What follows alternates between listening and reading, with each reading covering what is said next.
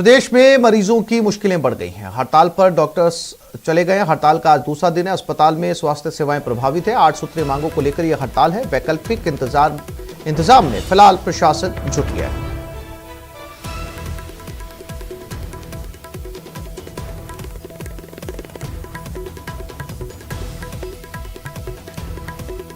तो इस आफत काल में रेजिडेंट डॉक्टर्स हड़ताल पर चले गए हैं।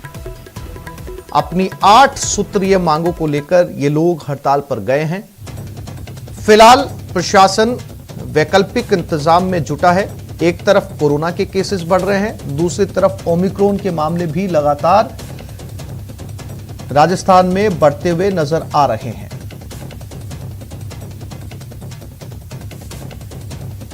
और आपको बताते हैं कि इनकी 8 मांगे क्या क्या हैं। नीट पीजी परीक्षा की काउंसलिंग जल्द शुरू कराने की मांग है। पेपर प्रेजेंटेशन थीसिस सबमिट में रियायत दी जाए। रेजिडेंट्स को चिरंजीवी भामाशाह योजना में जुड़े कार्य से मुक्त किया जाए। पीजी अवधि से कार्य मुक्त होने के 15 दिन में अकादमिक कार्य पूरे किए जाए। रेजिडेंट्स को एसआर-शिप से रोकने के आदेश वापस लिए जाएं। वित्त विभाग के 21/12/2017 के आदेश में 3 इंक्रीमेंट डिप्लोमा के 2 इंक्रीमेंट का लाभ मिल रहा है। झालावाड़ मेडिकल कॉलेज में 2019 बैच की फीस विसंगति मामले का निस्तारण किया जाए। राज्य के मेडिकल कॉलेज में प्री पैरा क्लिनिकल विषयों में सीटें नहीं होने से पीजी में परेशानी हो रही है।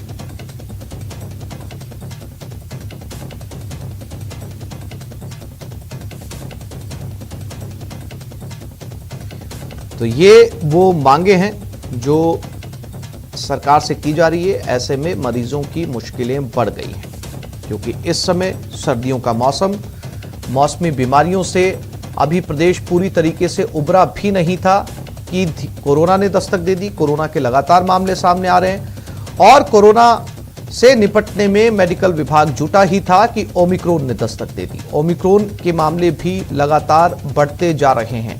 ऐसे में रेजिडेंस डॉक्टर्स का हड़ताल पर चले जाना एक बड़ी मुसीबत का कारण बन सकता है।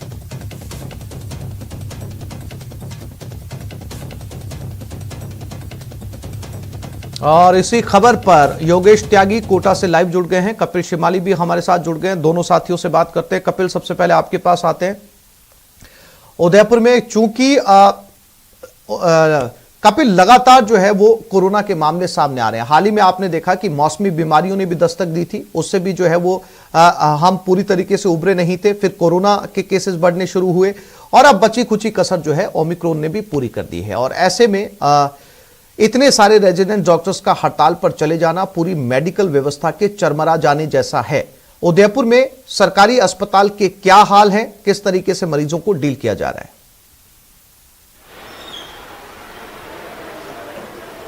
हाँ बिल्कुल, देखिए जिस तरह से रेजिडेंट डॉक्टर्स हड़ताल पर गए, निश्चित तौर पर चिकित्सा व्यवस्थाएं पूरी तरह से चरमराई है। और जैसा कि अभी आपने जिक्र किया, कोरोना ने फिर से दस्तक दी है, मौसमी बीमारियां चल रही है और ऐसे में रेजिडेंट डॉक्टर्स के हड़ताल पर जाने से हॉस्पिटल की जो व्यवस्थाएं हैं बिगड़ने लगी। हमारे साथ में डॉक्टर नवरत्न शर्मा रेजिडेंट एसोसिएशन के अध्यक्ष, उनसे बात करेंगे। डॉक्टर साहब, क्या प्रमुख मांगे हैं और आपके हड़ताल पर जाने से हॉस्पिटल में मरीज काफी सफर हो रहा है, क्या सोचते हैं? हम पिछले 9 दिन से क्रमबद्ध तरीके से इस आंदोलन की राह पर हैं। पहले हमने ट्विटर के माध्यम से कैंडल मार्च, काली पट्टी बांधकर विरोध प्रदर्शन किया और हमने सरकार को 8 सूत्री मांगों का ज्ञापन भी दिया और वो मांगे जायज़ भी है।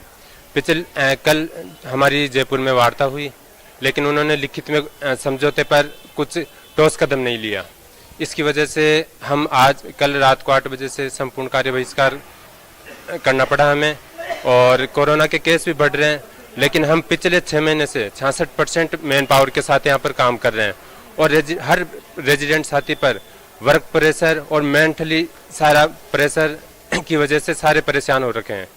देखिए, इमरजेंसी यूनिट में काम किया जा रहा था, लेकिन अब आपातकालीन इकाई में भी कार्य बहिष्कार किया जा चुका है। हालांकि सीनियर डॉक्टर्स के भरोसे आपातकालीन इकाई है। उदयपुर की अगर मैं बात करूंगा तो आप देखिए कि जो इलेक्टिव सर्जरीज थी वो सारी टाल दी गई है। पिछले 9 दिनों में करीब 600 से ज्यादा ऑपरेशन टाले गए हैं। जो सिर्फ इमरजेंसी ऑपरेशन जो थे सिर्फ वही किए जा रहे हैं। उसके अलावा जो हॉस्पिटल में भर्ती होने वाले मरीजों की संख्या है उसमें भी कमी आई है। पहले करीब 1400 से ज्यादा मरीज भर्ती थे, उनमें कमी आकर महज 1000 मरीज अब यहाँ पर भर्ती हैं। ओपीडी में लंबी लंबी कतारें कपिल, लगी हुई हैं, आपके क्योंकि साथ पहले में ये रेजिडेंट डॉक्टर हैं जो आपसे OPD बात चलती कर रहे थी, थे, OPD इनसे जानने की कोशिश कीजिए क्या ये सही वक्त चुना है उन्होंने अपनी डिमांड्स के लिए या अपनी हड़ताल के लिए? क्या ये वक्त मुनासिब है जब देश में कोरोना के मामलों में लगातार बढ़ोतरी हो रही है और सबसे ज्यादा जो डिमांड है या सबसे ज्यादा जरूरत है वो डॉक्टर्स की है आम लोगों को? ऐसे में अगर केसेस आगे ऊपर वाला ना करे कि केसेस आगे और बढ़ते हैं, तो ऐसे में अगर ये डॉक्टर्स हड़ताल पर चले जाएंगे तो मरीजों का क्या होगा? डॉक्टर साहब देखिए, क्या आपको लगता है कि बिल्कुल सही समय चुना है आपने? क्योंकि कोरोना दस्तक दे रहा है, डेंगू बहुत ज्यादा पैर पसार चुका है, मौसमी बीमारियों का खतरा बहुत ज्यादा है। ऐसे में आपका जो समय, आपको नहीं लगता कि ये समय गलत है हड़ताल पर जाने के लिए? देखो, जो बैच JR का जून में आता था, तो कोरोना की दूसरी लहर की वजह से सितंबर में उनका एग्जाम हुआ, वो बैच पहले से लेट है। और नवंबर, अब सरकार में EWS का मैटर चल रहा है, उसकी वजह से 6 जनवरी की उनकी तारीख दी है, और फिर भी मुझे नहीं लगता कि जनवरी में भी वो आ जाएंगे। और कोरोना की तीसरी लहर आ रही है, तो इसमें रेजिडेंट साथियों की भी ज़रूरत पड़ेगी, क्योंकि अभी 66% मैन पावर के साथ तो कोरोना की तीसरी लहर से कोई भी नहीं लड़ सकता है यहाँ पर।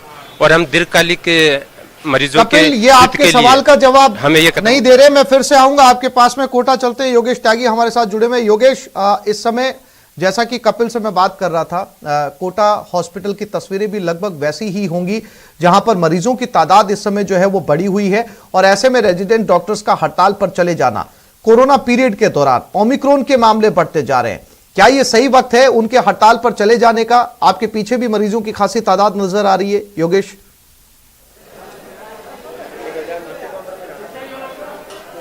बिल्कुल आसिफ, बताना चाहेंगे कि कोटा में भी लगभग वैसा ही हाल है जैसा कि राजस्थान के हर अस्पताल का है।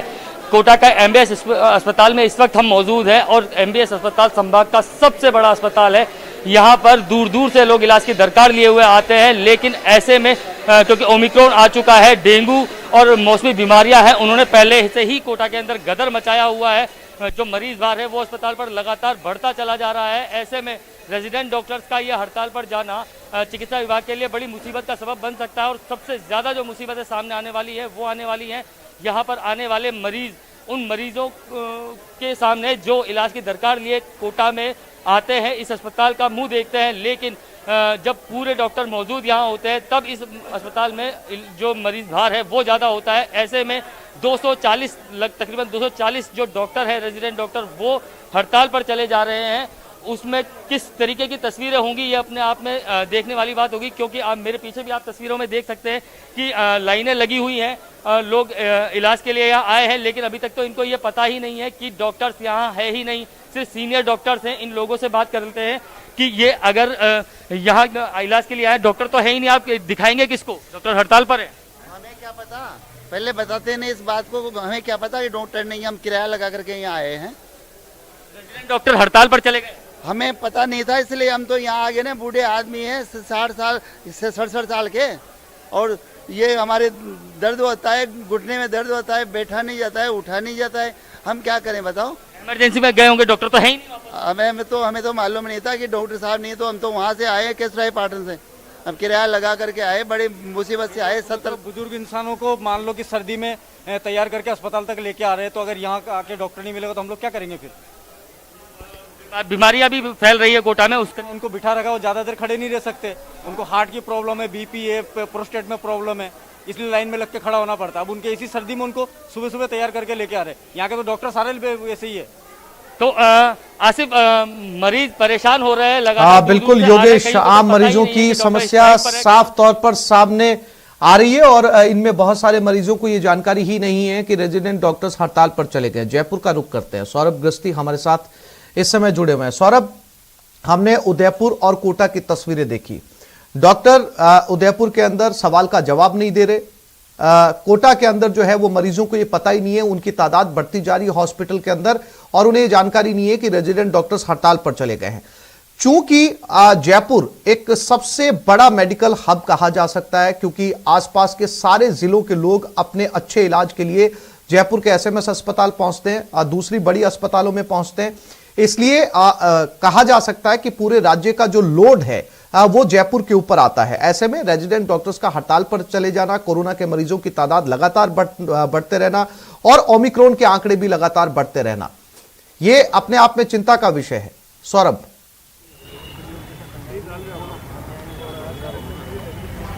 जी बिल्कुल, देखिए एसएमएस प्रदेश का सबसे बड़ा अस्पताल है और रोजाना करीब 7 से 8 हजार मरीज जो है वो ओपीडी में पहुंचते हैं। इसके अलावा आईपीडी में भी करीब 1000 मरीज जो है वो रोजाना एडमिट होते हैं। तो ऐसे में रेजिडेंट डॉक्टर्स की हड़ताल पे जाने से मुश्किलें जो है वो स्वाभाविक रूप से बढ़नी है, क्योंकि रेजिडेंट डॉक्टर जो है वो किसी भी अस्पताल की एक तरह से रीढ़ की हड्डी होते हैं और यही लोग जो है वो पूरी व्यवस्थाओं को संभालते हैं। लेकिन यही लोग जो है वो अब हड़ताल पर हैं अपनी मांगों को लेकर और उसके चलते मुश्किलें जो है वो बढ़ना तय है।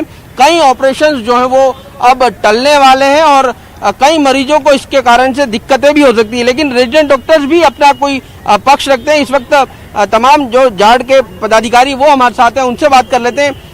क्या आप लोगों की सरकार के स्तर पर कोई बातचीत हुई है? नहीं, हमारी कल सरकार के स्तर पर बात हुई थी और लगभग 2 घंटे तक हमारी वार्ता चली थी, लेकिन वो सारी बातों को, हमारी जो 8 सूत्रीय मांगे हमने रखी थी, सारी बातों को जो सरकारी तरफ से जो पदाधिकारी थे उन्होंने जायज़ मांगा, बिल्कुल जायज़ माना कि ये सारी बिल्कुल आपकी जायज़ मांगे और ये होने वाली है और इसमें समय भी लगने वाला नहीं है कि ऐसी कोई डिमांड नहीं इसमें बहुत अत्यधिक समय लगे। लेकिन सरकार ने की तरफ से कहीं भी हमें कोई आश्वासन नहीं मिला, लिखित में कोई आश्वासन नहीं दिया, ना ही किसी तरीका से हमें ये एसओटी मिली उनकी बातों से कि सरकार इस चीज़ को लेकर गंभीर है। क्या आप लोगों को नहीं लगता कि ओमिक्रॉन है, कोरोना चल रहा है, मौसमी बीमारियां हैं, ऐसे वक्त में ये जो स्ट्राइक का कदम उठाना गलत है? हमने स्ट्राइक का कदम अचानक से नहीं उठाया है। हम पिछले 15 दिन से शांतिपूर्ण तरीके से बहिष्कार कर रहे थे, लेकिन सरकार ने हमें कहीं पे भी वार्ता के लिए नहीं बुलाया, कोई भी हमारी नहीं सुन रहा था।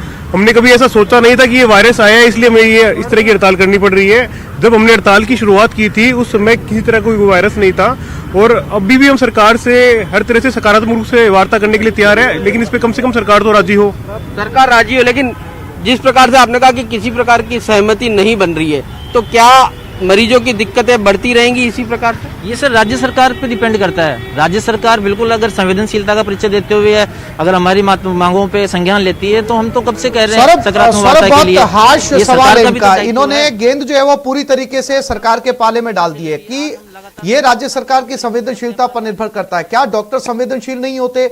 धरती पर दूसरा भगवान इन्हें कहा जाता है। अगर हालात बिगड़ जाते हैं कुछ समय में तो क्या उसकी जिम्मेदारी ये लेंगे? संवेदनशीलता क्या एक तरफ सिर्फ सरकार दिखाए, डॉक्टर संवेदनशील नहीं है?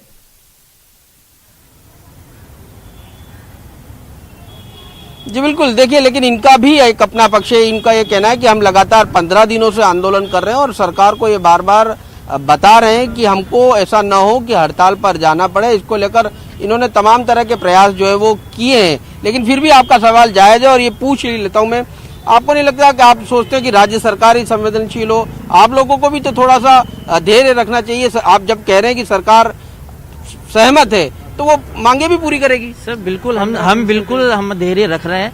पिछले 6 महीने से आज ऐसे नहीं कि हम 20 दिन से इस समस्या का सामना कर रहे हैं। पिछले 6 महीने से बैच एब्सेंट है और पिछले 6 महीने से हमने सरकार को कभी ये एहसास तक नहीं होने दिया कि हम किस मानसिक दबाव के साथ कार्य कर रहे हैं। जो कोरोना की दूसरी लहर थी उसमें केवल 2 बैचों ने अपना 100% काम दिया है। 66% क्षमता के जो लोग हैं मैन पावर के साथ हमने 100% काम दिया है, लेकिन हमने उस टाइम पे कभी भी ऐसा नहीं कहा सरकार को कि हम परेशान हैं, क्योंकि उस स्थिति को हम भी समझ सकते थे। पूरा देश जहां पर कोरोना की वजह से तराई इसको सामना कर रहा था, हमने मजबूती के सामने फ्रंट फुट पे आके हमने लड़ाई लड़ी। लेकिन जब आज 6 महीने बाद तक सरकार को हमने इस चीज में बिल्कुल इंटरेस्ट ही नहीं, दिलचस्पी नहीं है। लेकिन अब क्या, आखिरी सवाल, अब क्या?